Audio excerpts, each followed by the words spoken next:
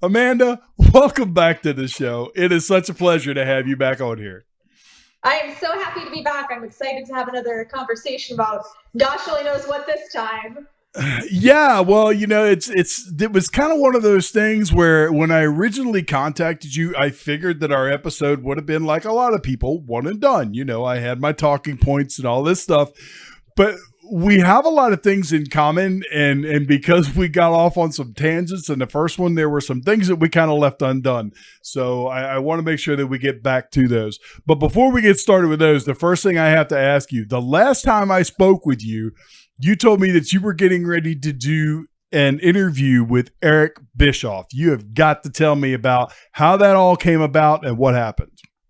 It is so awesome. So Eric is actually like a second dad to me because he got to stand in for my dad at my wedding because my father passed away back in 2005, and wrestling was Mm-hmm. really the only thing that bonded us when I was a kid. My dad was a really manly man, and I was still, as I am now, very girly girl, everything pink, everything sparkly, boy bands, the whole works.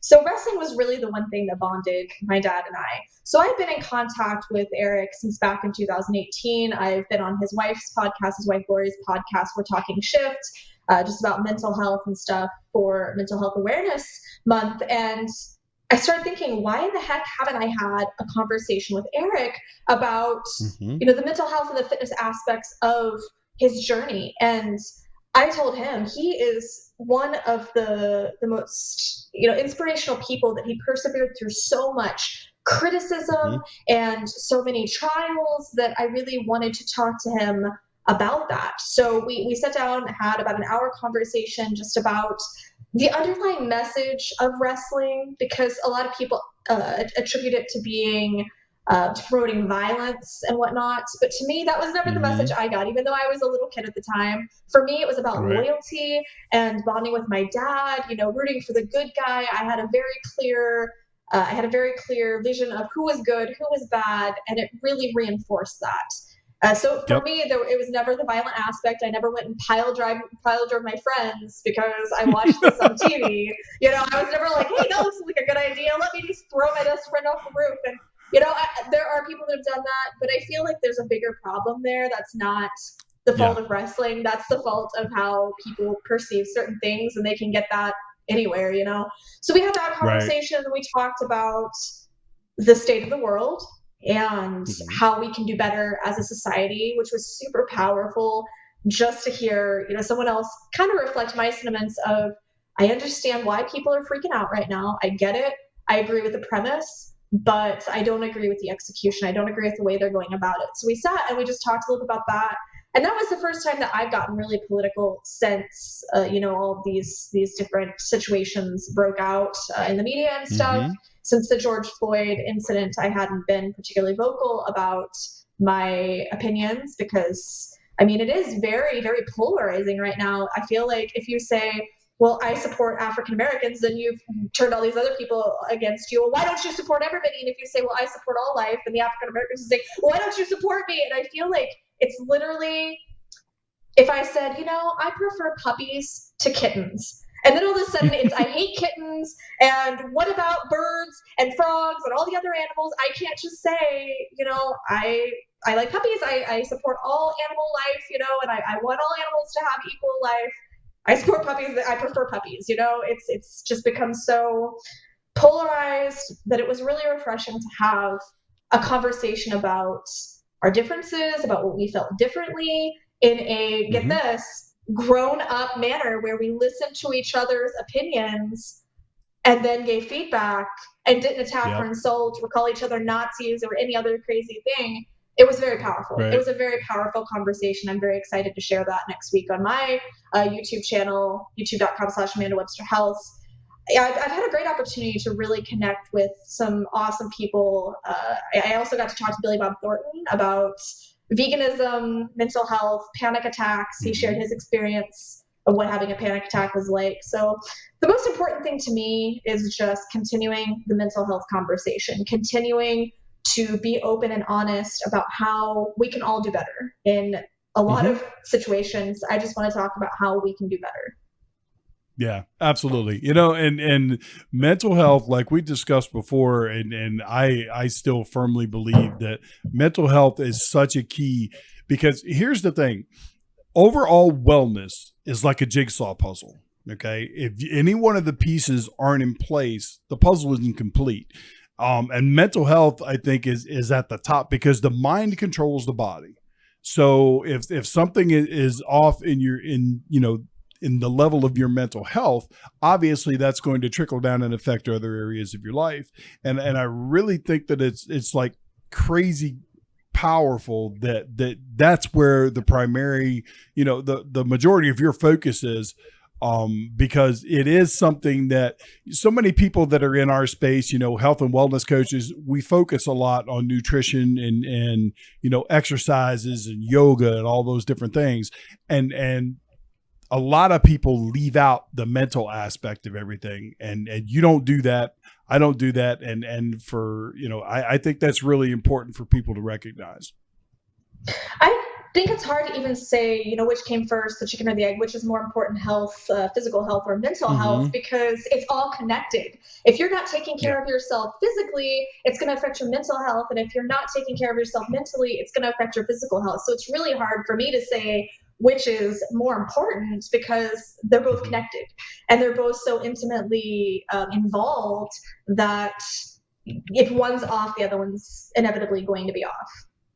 Yeah. So now, when did you actually come to the realization that mental health and fitness were connected at the level that they are? When I started getting more involved with fitness, when I actually started putting effort toward getting quote unquote healthy, what healthy meant to me. So for me, I was never really overweight or anything. I just felt like I was out of shape. I didn't have a lot of physical activity in my life. And when I did, it was okay, I'm going to go to the gym and I'm going to like briskly walk on the treadmill for 15 minutes or something. There wasn't really any dedication or determination to being physically active. So at one Mm-hmm. point after my breakdown, after I came off that ledge that we talked about last time, I realized there are a lot of benefits that can be had for being more active. Just the release of the serotonin, the endorphins, and stuff alone was enough to really get me thinking. So I decided to start going to the gym a little more and seeing if I could, take a class here and there, or maybe lift some weights or whatever. But again, I didn't really have direction. I didn't know what to do, so I kind of floated between things. I still didn't have much consistency with it. One time, I got to the gym early for, I believe it was a Zumba class that I had taken, and I had about 15 minutes, and I said, well, I don't want to just sit here at the gym, because that to me seems silly. I didn't want to just sit Right. there and wait while I could do something else. So I was like, all right, Mm-hmm. I'm just going to go jog a little bit on the treadmill, not walk, not briskly walk. I'm going to jog. Now, I was Mm-hmm. told when I was born that I would never be able to walk. My parents were told that I would never be able to walk. I was premature. I had a lot of weak muscles and stuff going on. They told my parents I'd never walk. So I kind of used that almost as a subconscious excuse over the years for why I couldn't run, for why I couldn't be, really physically active. But I decided, what, I'm just going to jog for a couple minutes on the treadmill. Mm-hmm. And by the time I jogged for maybe 4 minutes, I'm already feeling this high. I'm already feeling those chemicals just flooding my body. I was like, holy hell. Right. Even when I do these workouts, even when I'm doing a Zumba class or I'm lifting weights or whatever, I'm not feeling the same kind of high. Mm-hmm. So that was my first real experience where I said, wait a minute.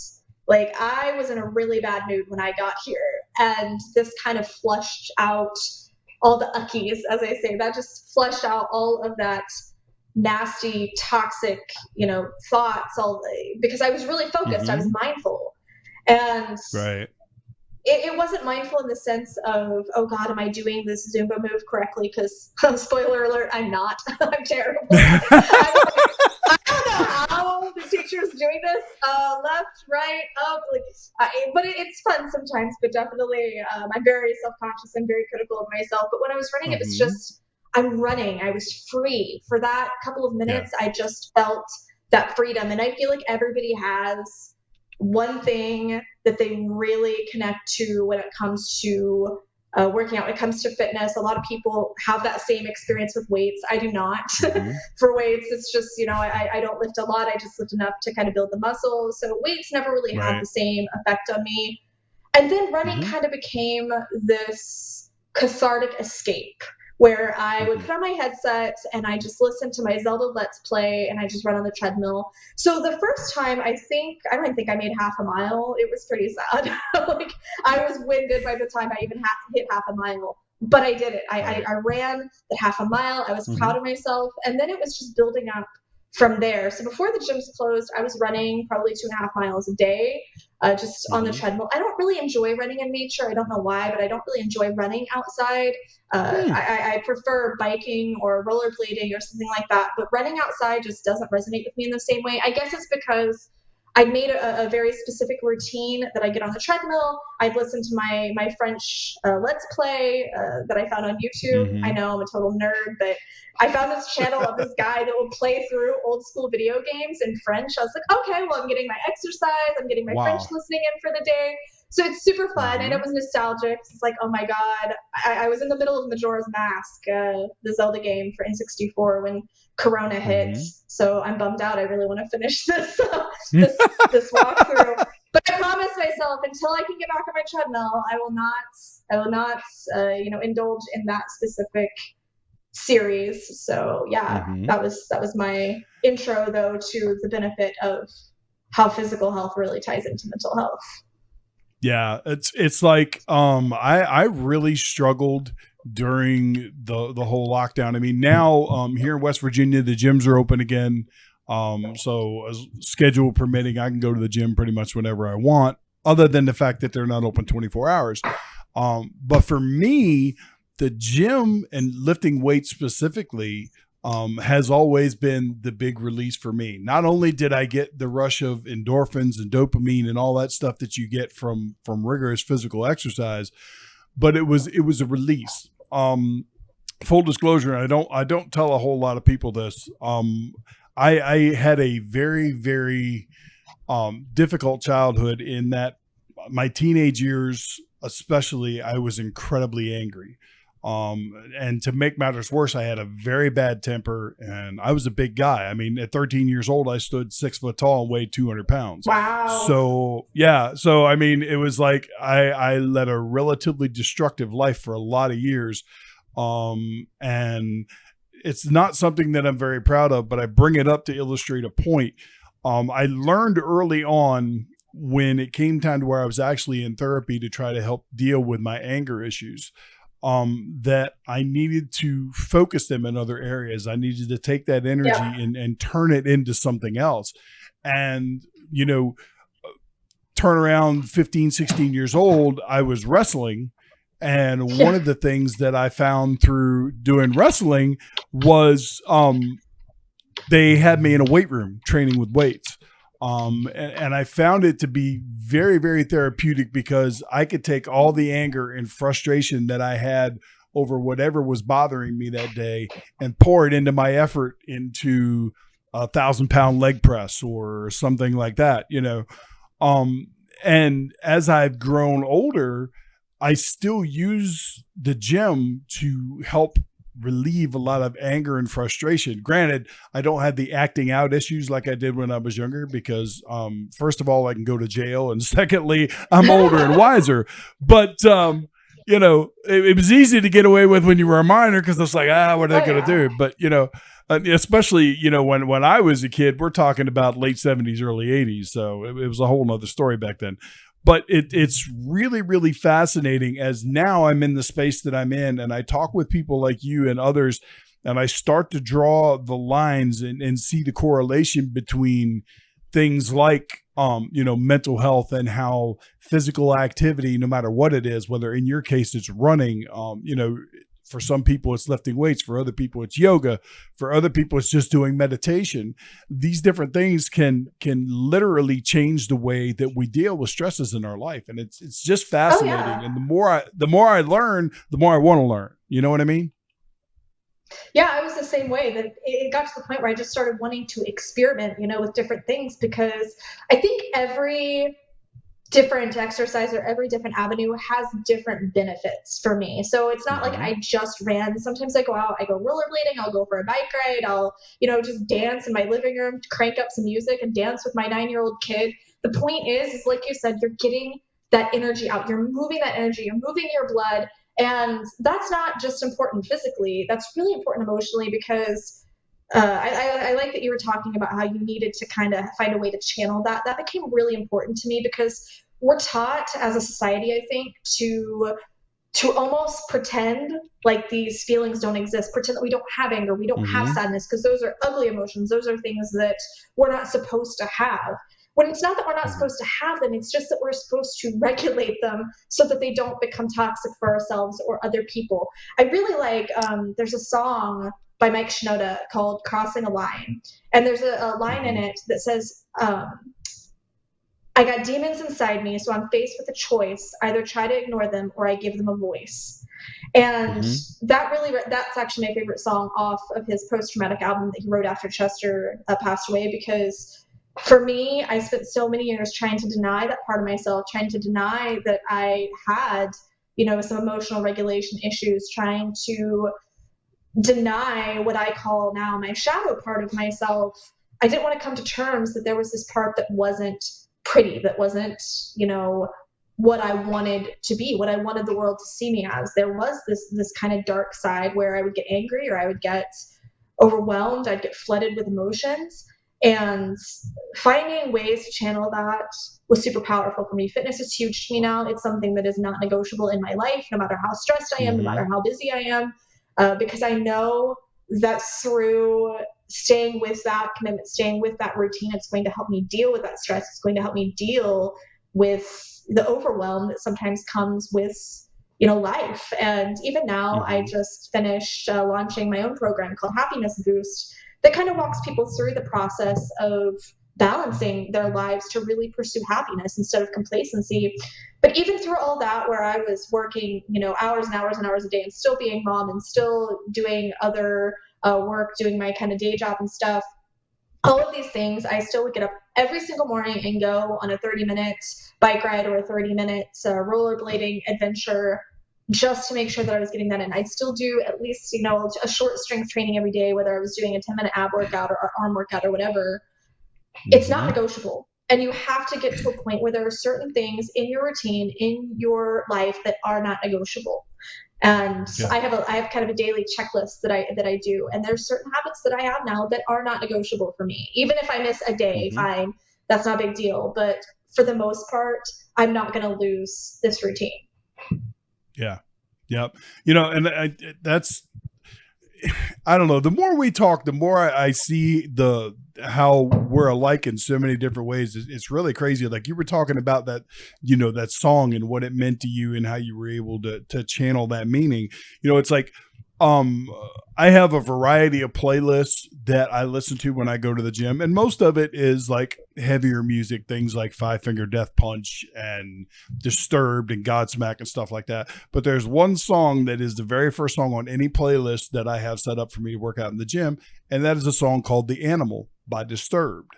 Now, it speaks to Oh, I me know on a that couple song. different Yeah. levels. Yeah, it speaks to me on a couple different levels because it reminds me of who I was when I was younger, because I did have that demon inside that not only was it very easy to unleash that demon, but there were times where I do it purposely because of the Yep. rush that I got and the way that it made me feel.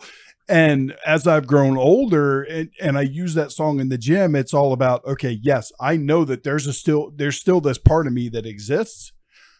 This is my way of dealing with it. This is my way of channeling Yeah. all that energy and using it in a positive manner. And I think music is a great way to do that type of stuff.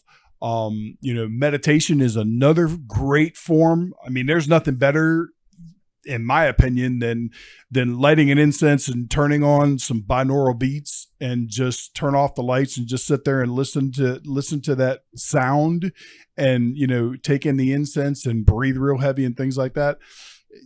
So many of these things all come back to the fact that everything in our life is connected.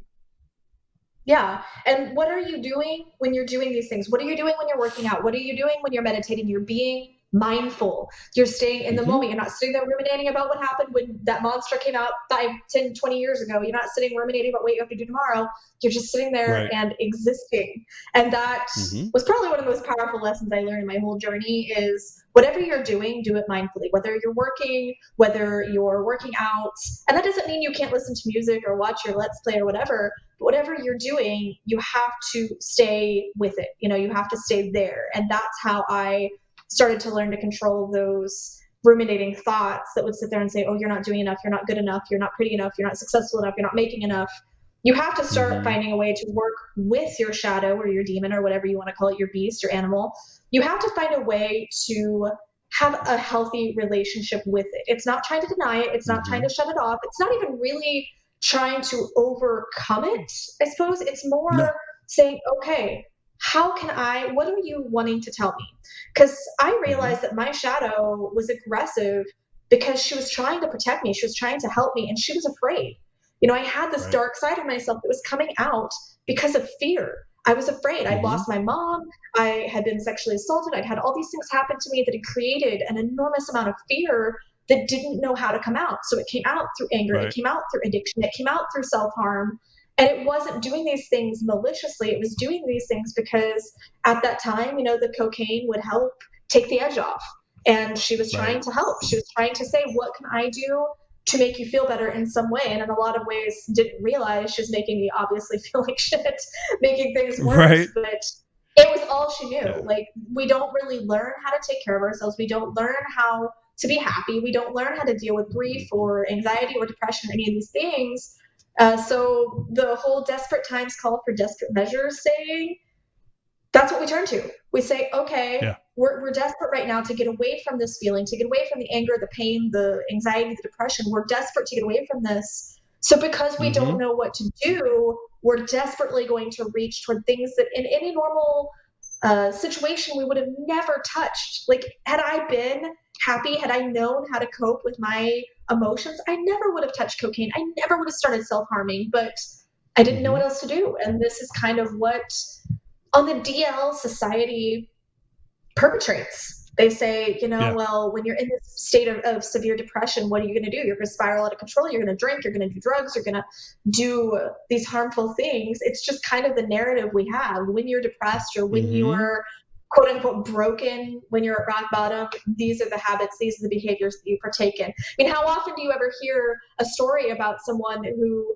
lost a parent and got sexually assaulted, maybe got in an abusive relationship, and then decided to go work out? Like, we don't have that narrative in our society that is actually more helpful than the drugs. It is releasing, the endorphins and stuff, as opposed to attacking our brains and diminishing our levels of the feel-good hormones, because cocaine does affect your dopamine levels. So what am I doing? I'm sitting there affecting my feel-good hormones just to try and escape for a minute, not knowing that there are better ways. Hey guys, I just wanted to jump in here and make sure that you're enjoying the video. I'm sure you are. And if you like what I'm doing, please subscribe to the channel, click the bell, make sure you select the all feature so that way you get notified when new episodes of my podcast drop. And if you would, right up here in the top right-hand corner of my channel where my links are, there's a Patreon link. If you guys could help out there, it'd grease the wheels to keep this thing moving, and I surely would appreciate it.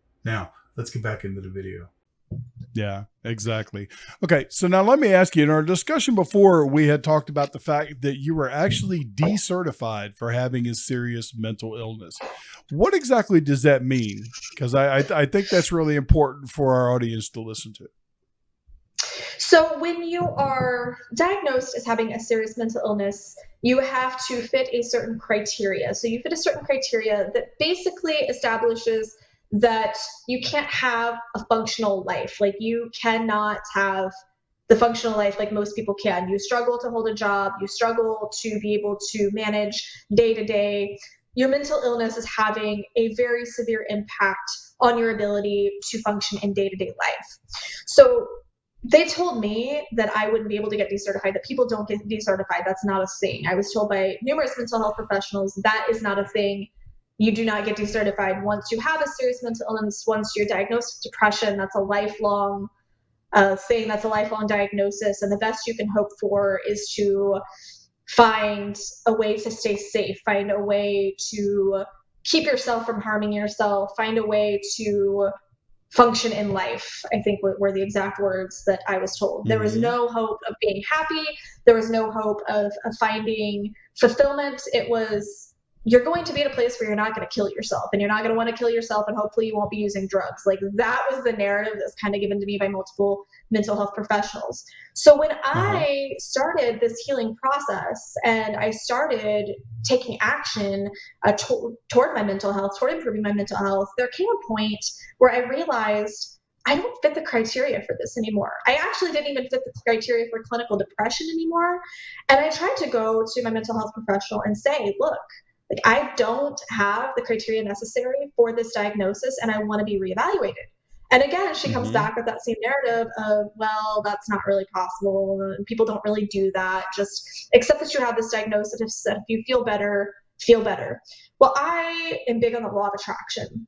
So for me to have this label that I felt didn't fit me, didn't suit me, didn't, really, I didn't identify with this label anymore. I didn't want to have that on my record. Like, I didn't want to have this in my physical mental health records. So I kind of went over her head and went to her higher up, to her supervisor, and I said, look, I want a different person to evaluate me. I want to have another individual evaluate me for serious mental illness. Since she is not willing to consider evaluating me, reevaluating me, I want a separate entity to reevaluate me. So it took me months to really get them to consider even going through the process of reevaluating. And I got the runaround a lot, because the mental health organization would say, okay, well, you need to call your insurance company. And then the insurance company would say, okay, well, you need to call your mental health provider. And then I just kept getting the runaround between people, between organizations, which became extremely frustrating, because I'm sitting there going, shouldn't I have control over my health treatment, over whether or not I want to be reevaluated for a certain thing? Because think about it. If I was, say, diabetic, I was diagnosed diabetic, and I've been checking my blood pressure every day, and I went back to the doctor and said, look, like, I don't think I need this insulin anymore. My blood pressure's been very under control. I've been managing this through other avenues. Is it possible to get off the insulin?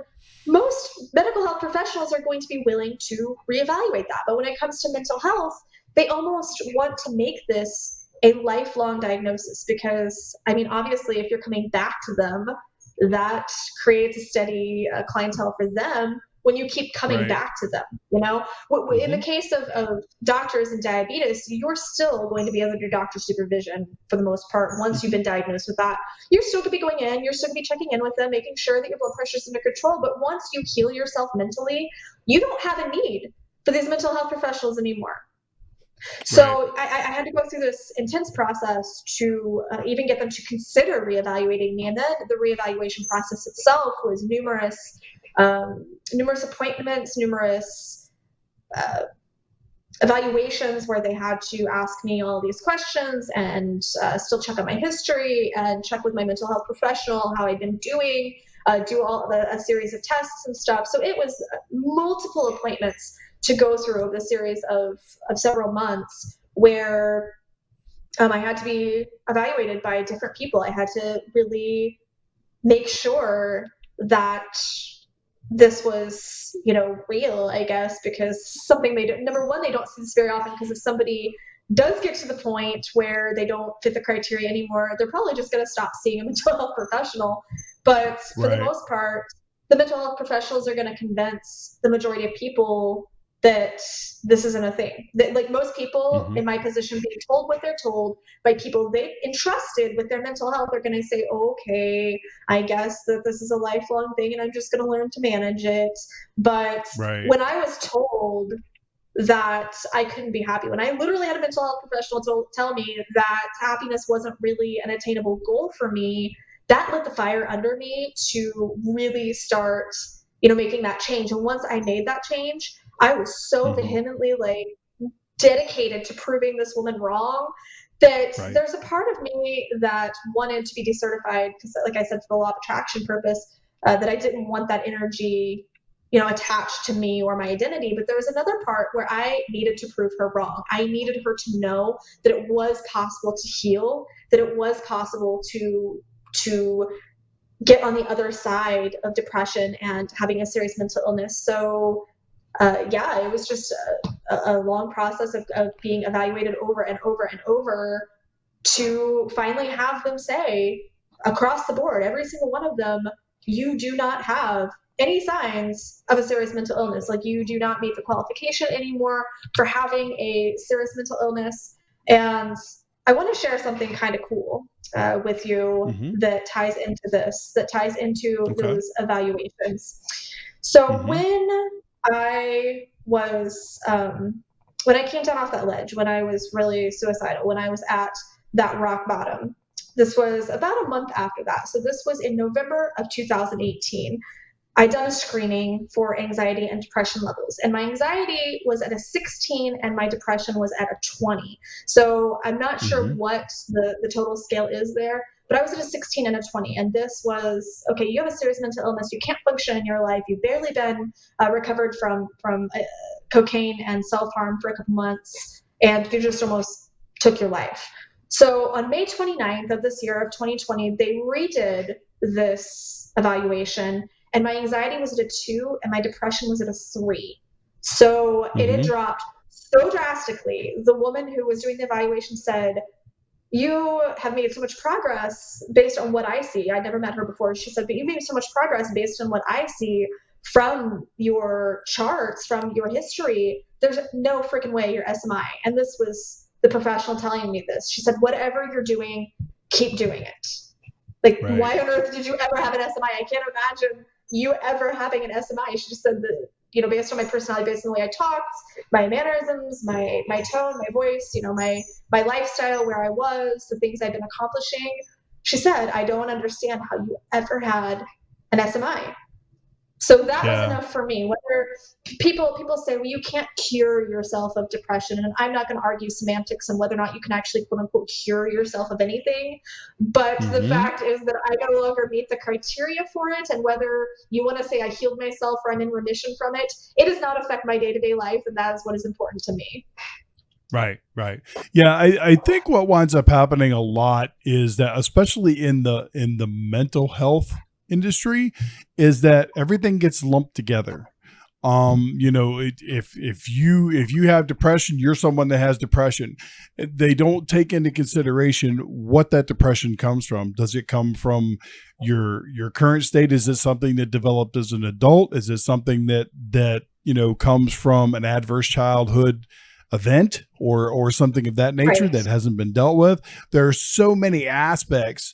When you sit back and you look at the brain in and of itself and the different functions that it has, and how it is directly correlated. It's like, imagine the most advanced computer you can find and then shrink it down and shove it in somebody's head. And that's what you're dealing with. And, and it's like, people don't understand that you can't just lump someone that has a quote unquote mental illness.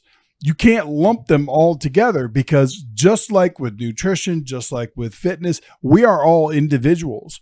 What is a constant and a truth for you may not be a constant and a truth for me. And what's that for me might not be for somebody else.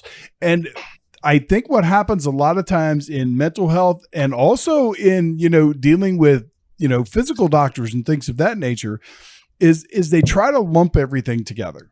Now, there are certain things that have commonalities, I will agree. Like, most people that have type 2 diabetes developed it because at some point in time they were obese. Is type 2 diabetes curable? No. You will always have type 2 diabetes. If you stop doing the things that you're doing to regulate your blood sugar, whether that be proper nutrition and exercise or taking medication or whatever the case may be, if you stop doing those things, your blood sugar will get out of control again. It's just that simple. And I think that mental illness needs to be looked at in the same light. Like I say, we are not cookie cutter individuals. We are like snowflakes. Although I hate the term snowflake in today's society, I really, it pisses me off to no end. We are all like snowflakes in that we're individual, unless you're an identical twin, and even them, even identical twins have some factors that are different. Yeah. Because it's personality, it's emotions, it's all these different things that make us up as human beings. And we need to stop looking at everybody as just a lump, as just, this is humanity. Boom. All right. So there's one rule for all of humanity. Humanity should eat this. They should exercise like this. And this is how they should think and feel. It's bullshit. We're all individuals. It's total bullshit. Yep. And I know last time, you were talking about how you follow a more keto nutrition regime. And for me, I know that would never work for me. And I'm totally fine with that. I'm totally healthy. And I do think that there's a lot of pressure from these different groups. If you find those people that are really obsessively, passionately keto, then they're going to say, I'm unhealthy because I eat a lot of carbs. And I'm like, well, I went to the doctor and had labs and was told that I was quote unquote freakishly healthy. And I'm kind of a carbivore. Like I eat a lot of carbs, but I'm healthy by doctor standards, by my standards, and that's okay. I feel that as long as we are making ethical decisions, we are making healthy decisions, then do you. I always say, you do you, love. Like, do I promote veganism and whatnot? Yes, because I believe that there are health and ethical benefits to it.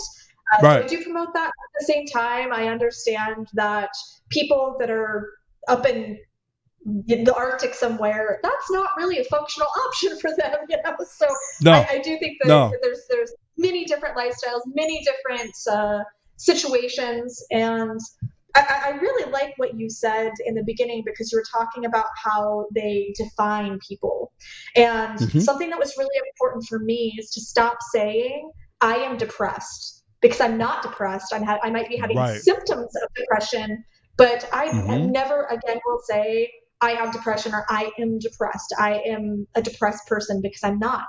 Deep inside, under all that, I'm a happy person, and I know that now. It's just, okay, well, these symptoms of depression are coming up. These symptoms of diabetes are coming up.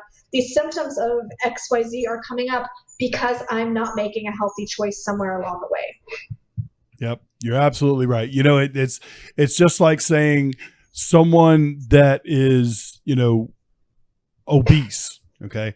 That's just the way they are. There's nothing they can do about it. That's just them. And that's not true.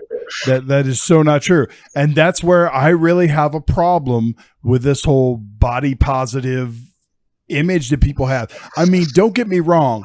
In your case, you can attest to this. In your case, I'm sure you realize that obviously if you tell someone that's obese, look, you're a fat fuck, you need to lose weight. That's not the way to go about doing things, because what that does is it causes a negative self-image. So I'm all about looking at yourself in a positive light, but you also have to be realistic. Okay. If you are 100 pounds overweight and the majority of that 100 pounds is visceral fat, that is not good for you. You are not healthy. You can love yourself all you want to, but love yourself enough to try to do something about all that additional weight that you have that is doing nothing but putting wear and tear on your organs and making your metabolism go all out of whack and all these other things.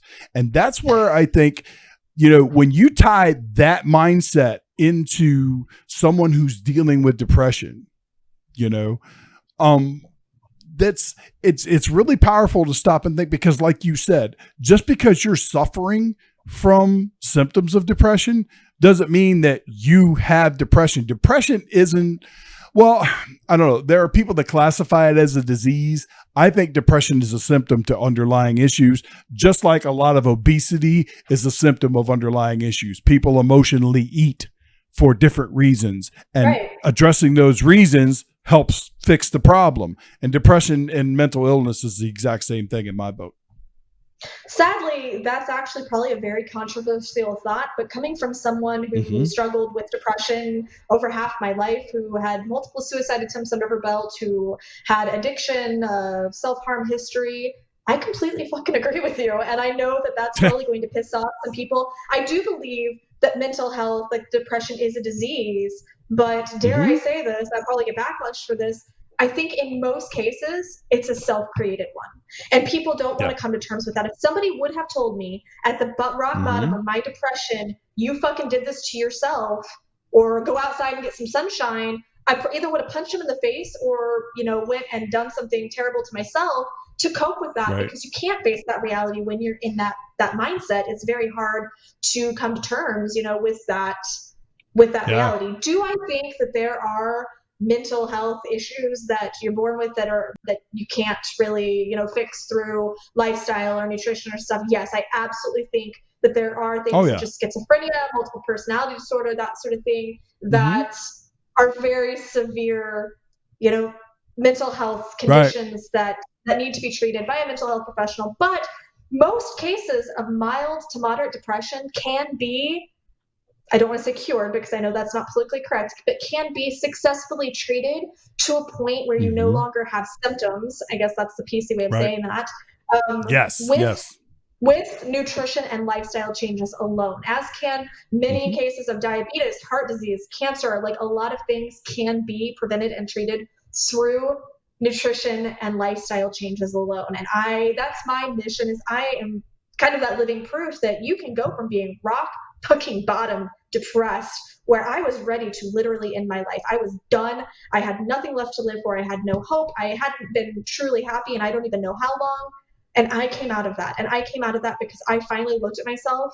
And I know we were talking earlier about wrestling, and Diamond Dallas Page, I don't know if I mentioned this on the last interview. Diamond Dallas Page was the person, and it was kind of powerful because it connected back to my dad, but he was that person that said, you did this and it's on you to undo it. And he wasn't saying, well, you made your bed, lie in it. He's saying, take your fucking power back. Like, that's my advice to people that are struggling with anxiety, depression, any kind of preventable disorder. I'm not saying that it's easy. I'm not saying that it's not a serious condition. I'm saying take your fucking power back.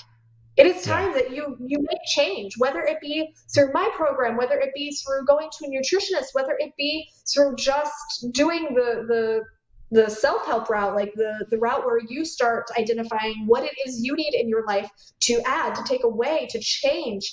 Take your power back. And that kind of ties into, you can use your backstory for good, whether you've been sexually assaulted, whether you had suicide attempts under your belt, whether you shanked a person in the alleyway, like whatever the case is, whatever your backstory is, whatever your skeletons are, you can always use that as a powerful story of transformation. You can say, this is where I was, and this is how far I came. Look what I accomplished. Look what you can accomplish. Look what we have the power to accomplish if we stop having those limiting beliefs that, well, I'm depressed and I'm always going to be depressed and there's nothing I can do about it. Bullshit. There's nothing you can do about it. I know you probably don't want to hear this if you're one of the people struggling, but coming from someone who felt the exact same way a couple of years ago, I'm going to call shenanigans. Yeah, absolutely. Think about it. What would have happened if back in 2007, when I woke up from that diabetic coma, if the doctor would have gave me the information that he gave me, and I'd have looked at him and said, you know what? You don't know what you're talking about. You don't know me. Fuck you. I'm going to do what I want to do. I probably wouldn't be alive today. Yeah. There's a really, really good chance that I'd be dead. But rather than doing that, I took the information and I turned it inwards and I said, okay, what is it about my lifestyle that's causing me to be in the position that I'm in? And when you get right down to the brass tacks of it all, you have to turn around and you have to look inward. Now, some people can't do that without help. Some people can't do that without reaching out to somebody like you or somebody like myself. And that's okay. That doesn't make you a weak person. It just means that you need a little guidance in your journey. And that's fine. And that's what people like us are here for. Yeah. And you shouldn't feel bad about that at all. But now some people they're like, because there's so much shame in society today when they're dealing with, people that go through depression and people that have been sexually molested and things like that, there's so much shame that's associated and heaped on people either by others or themselves that they don't want to turn and look inward. You know what I mean? They don't like what they're going to see. And I think that's, yeah, it is. It's very scary. And I think it's one of the biggest obstacles when it comes to people being able to change their life.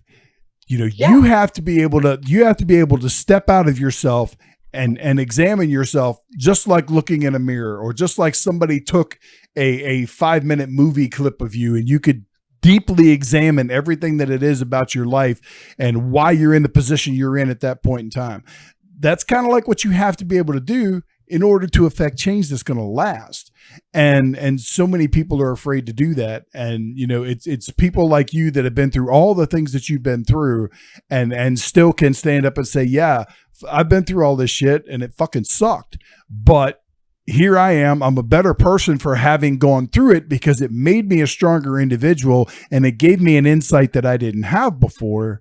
And now you're taking that insight and helping others. And that is the most powerful aspect of anybody's journey that I have ever spoken to, no matter whether it's a weight loss journey or in your case or whatever. If people can obviously can just stop and look inside and affect change, there's nothing more powerful in the world than that.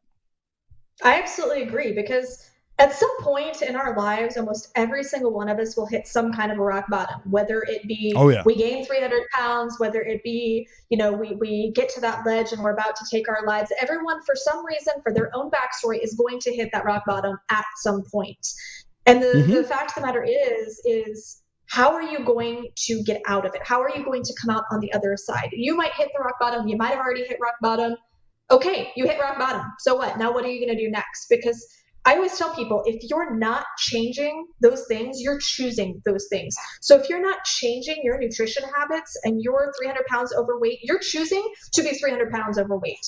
And you might have some issues, you know, that make you more susceptible to gaining weight or make it harder for you to lose weight. But that's the thing. It might make it harder. It doesn't make it impossible. And you finally get to that point. I know that I finally got to that point where I'm sitting there. And I came to this point with the drugs, and I came to this point again after I came down from the ledge, where I'm sitting there going, I know that this is not going to lead anywhere good. I know that the choices I am making in my life right now are not going to lead anywhere good. Either I'm going to die on a bathroom floor from an overdose, or I'm going to fucking kill myself. That's my options. Right. You can either try and make changes, or you can wind up dead on a bathroom floor or in a Canadian hotel room somewhere on the ledge of a Canadian hotel room. You're going to fucking die. Like, this is not going to lead anywhere good. And you're not going to have a good life before you die. You're going to suffer and you're going to be miserable, and then you're going to die. What kind of an existence is that? If that was the case, I might well just jumped, you know? And I don't know if I told you this, but when I came down off that ledge and I really started saying, okay, I'm going to give this my all. In the days after coming down, I said, I'm going to give this my all. I'm going to make these changes. And I started looking inside myself and saying, what can I do? What can I change? I said, I'm going to give this my all for 1 year. And if at the end of that year, I don't feel better, I don't feel happier, I don't feel, you know, less of that suffocating, just isolation, that suffocating desolation, I'm going to jump. So I gave myself that year to really change, because I knew deep down inside I could. I knew deep down inside that if I made the right changes, I could pull myself out of this mess. And it was something that I hadn't want to come to terms with, but I knew that I could choose a different path from that moment on. And I did. Right. You know, I have to ask, and you may have or you may not have, before I go on to this next subject that I want to talk to you about, when that year came and you had put yourself in a much better place, did you go back to that hotel and like look out the window? I have not yet, just because it's kind of an expensive trip, because it was in Quebec, Canada.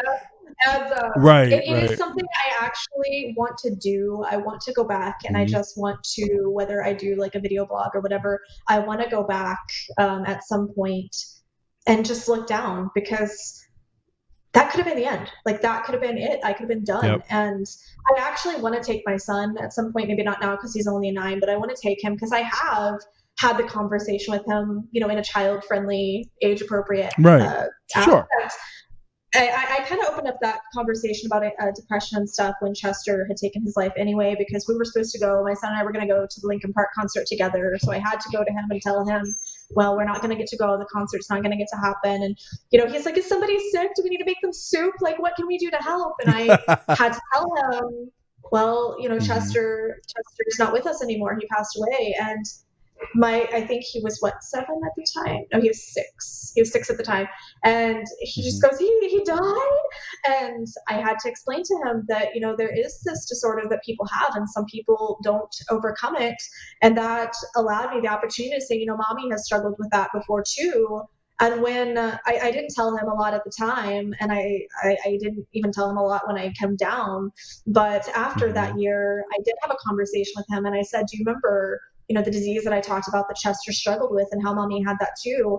This is what happened. Mommy almost had the same fate as Chester. Mommy almost ended up just like Chester. And he, he did get kind of emotional about it, but allowing him to have that emotion, allowing him to understand that mental health is a real thing that we need to focus on.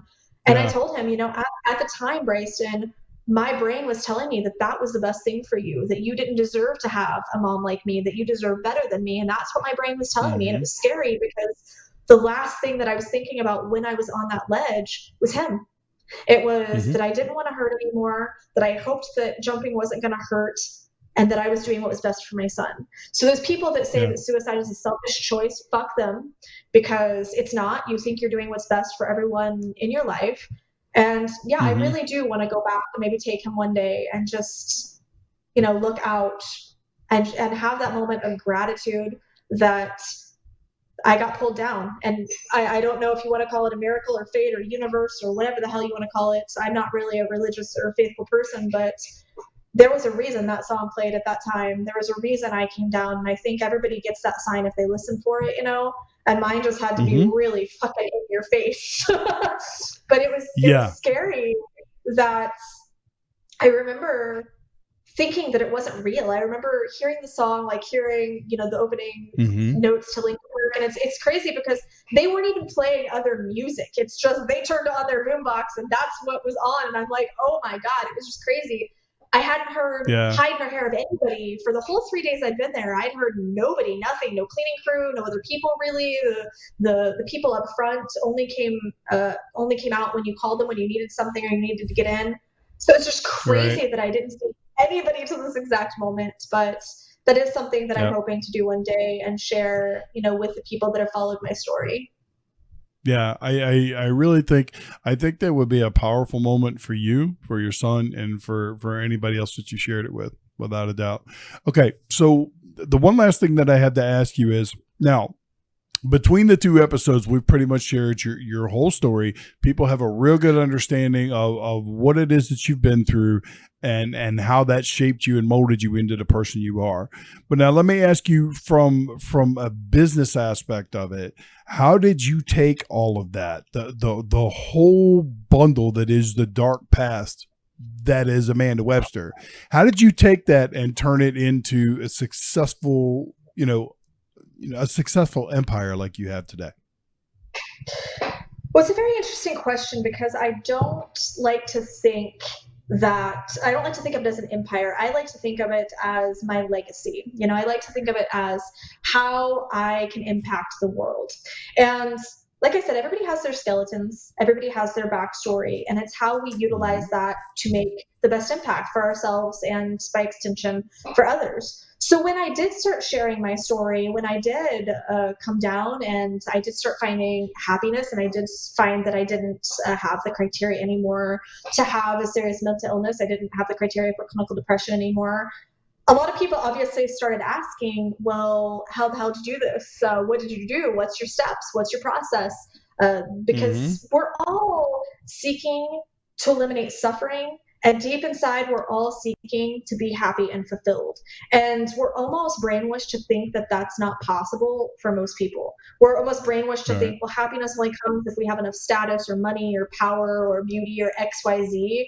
We think that happiness is for movie stars and monks and not for normal people. And my mission became to show people that you can be happy regardless of if you have anxiety or depression or even just that complacency, you can be happy. So I developed my own course, my own program called Happiness Boost, which allows people to go through that process that I went through in their own way. So allowing them to not only establish what's good in their life, even if they feel like there's nothing, because that was me. I felt like there was nothing good in my life, and I had no hope, no direction, no nothing. But once I really stopped to think, all of us, every single freaking person listening to this, whether they are on 17 antidepressants or not, please, if you're on 17 antidepressants, maybe consider a different route. That's probably not healthy. But my point is no matter where you are, there's a way to go higher on your own happiness spectrum. Now, I was seeing clients about at my year point. I started seeing clients as far as people asking me, well, how'd you do this? How'd you do this? And to be truthfully honest, it got exhausting because there were so many people that were saying, well, we want to accomplish what you accomplished. We want to seek that happiness too. We want to be able to get out of this either pain or complacency. It got exhausting, walking people through the same process over and over and over. So I ended up developing it into a course that people can take so that they can go, whether they're at rock bottom, whether they're just complacent, and find the higher end of their happiness spectrum. Now with that has opened up a lot of opportunity, to speak not only on podcasts, but to share this information with people, to go speak in person. I have a feature coming up in Oxygen magazine about my story. And it's just been a process of, people attach to stories like this. People attach to those rags to riches stories. And I don't like to think of myself as that particularly. I like to think of myself as the superhero that finally got to put on her suit. I always had that superhero. I always had my bat cave. I always had my Batmobile and all of my gadgets and everything, but I wasn't ready to put on the suit. And I have just made it my mission to help other people put on their suits. That's amazing. I'm kind of like you with the whole superhero type thing. I really believe that everybody has a purpose. Everybody has a purpose in life. And sometimes that purpose is just being a good husband, a wife, a good mother or father. And then sometimes people are called to do more. And whether that's by, whatever your belief is, whether it's faith, the universe, whatever the case may be, I believe we all have a purpose. Some of us never find that purpose. Some of us lead lives that don't trigger the proper catalyst to make all that stuff come about. And then some of us do. In your case, it was all the stuff you went through with depression and the suicide attempts and all that. In my case, it was being a fat fuck that almost died and straightening my life out. But when you can see how people can take the story behind what made them who they are, and they can actually share that with people, most people don't understand how powerful that is. Anyone that listens to this podcast that has ever suffered with symptoms of depression, has ever felt like committing suicide, I'm sure by the end of the first podcast, they could relate to you, and definitely they can now. They can relate to you. They can see things. They can see similarities in your story that they can apply to their life, and they can say, hey, she was in a very similar position to what I was, and she made it through, and I can do that too. And it's the same thing with me. I can, you talked about making your course. Making your course is sharing your story.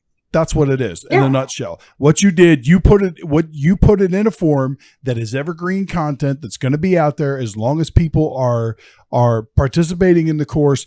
That is always there for them. It's just like me doing this podcast, talking to people like you and others that from all walks of life and all different fields and all these different types of things.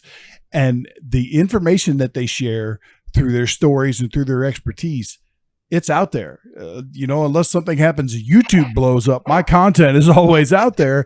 And I may not be able to speak to you directly, but my content can. And that's the power of sharing your story and doing what it is that we do. And I will say that, that's super powerful for me when you said no matter if the internet blows up or whatever. I had a really hard time accepting that after Chester committed suicide, because I'd used Lincoln Park as my kind of coping mechanism half my life. That was probably the only healthy Right. coping mechanism I consistently had. And when he Yeah. passed away, when he took his life, it suddenly to me made all of his messages, all of his music meaningless for a couple of months. I just couldn't listen to it. I'm like, oh my God, it was all a lie. But then I really started to realize, his message is still there. His message is still real. And even though he lost his battle doesn't mean I have to lose mine. Just because he couldn't find the help and support that he needed, tragically, doesn't mean that I can't. Doesn't mean that his message is any less real, that his strength is any less real. Those things are still going to be there. Whether I die tomorrow, my message is still just as real, Yep. Absolutely. Absolutely. All right, my dear. It was an absolute pleasure to sit here and talk with you again. We could just sit and talk about all kinds of stuff for hours and hours and hours, I'm sure. But I want to let you go. But before I do, let everybody know where they can find your course. So, if it's something that's going to be beneficial to them, which I'm sure it would be to a lot of people, make sure you let them know where they can find that. Yes, if you go to amandawebsterhealth.com, you can click on programs. It's going to teach you the 3 most damaging factors to personal happiness. And then it's going to teach you 5 easy steps that you can take right this very minute to be happier, which is so powerful to realize that we have power in every minute to make positive decisions toward that happiness. And you can, of course, enroll there, learn a little bit more about my story on my website. And if you sign up to the mailing list, you'll also get a free cheat sheet that has the top 10 nutrient deficiencies that affect mental health, because that is a super powerful place to start to get that balance point, to get that base point where you're boosting yourself, you're fueling your body and mind. You're starting to make that connection, like we were talking about earlier, between the mental and physical health. Super powerful place to start. And if you're wanting to check out the interview that we were talking about earlier about Eric Bischoff, that's going to be going live later this week at youtube.com/Amanda Webster Health. But the YouTube logo is also on my website. So if you forget that, just go to AmandaWebsterHealth.com. You can connect with me on all social media there. Oh, well, you can be sure that I'll put everything in the show notes, and I will be looking forward to the Eric Bischoff interview. Amanda, I'm really glad. I'll get it out here in a minute. I am really, really glad that we have connected through these 2 podcast episodes. You are an amazing individual. I look forward to following all of the stuff that you put out, all the things you have to come, and you have an open door invitation. If you have anything new going on or whatever, you are more than welcome to come back. I love just sitting around chatting with you. Yeah, we do have so much in common. I agree. It's awesome. I love this conversation. I love getting to connect with someone that I feel isn't crazy right now. I'm just kidding. Someone that, really, really experienced. I can have an open adult conversation with, that isn't going to say, you're a Nazi.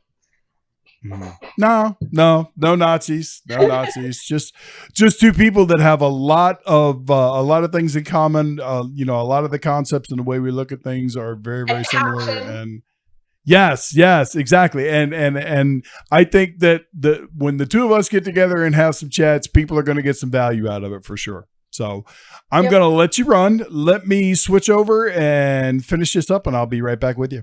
All right, guys, just like the first time, this was another fantastic episode with my new friend, Amanda Webster. She's amazing. Love her to death. And I'm sure as time goes on, you might see her a time or 2 again, because she's not going to stop helping people, and neither am I.